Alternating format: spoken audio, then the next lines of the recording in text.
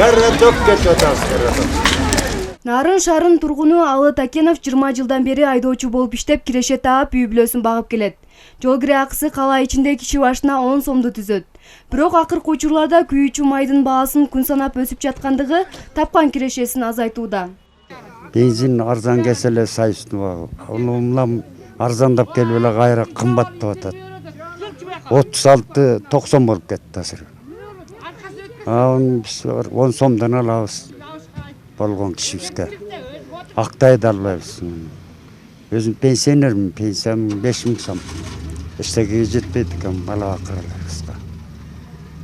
Бүт ошондо деп кыбырап жүрөбүз, эмне кылабыз? Эл ташыйбыз.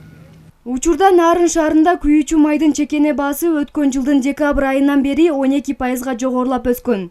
Алып айтсак, АИ 80 38 сом 90 тыйындан, АИ 92 36 сом 70 тыйындан, дизель майы 36 сомдон сатылып, литрине 3 сомдон кошулган. Өзүңүздөр билесиздер, 2020 жылы январдан ноябрдын аягына чейин, декабрдын башына чейин бензиндин баасы түшкөн. Бул ал эми декабрдан бери азыркы күнгө чейин бензиндин баасы өзүңүздөр көрүп атасыздар, өсүп атат да. Мунун себеби эки эң чоң себеби бар. Биринчиси бул доллардын өсүшү эле. Экинчиси Россиядагы жанагы нефти иштеткен заводдордун дөңөткөрүү баасы кымбатташуу болуп эсептелип атат.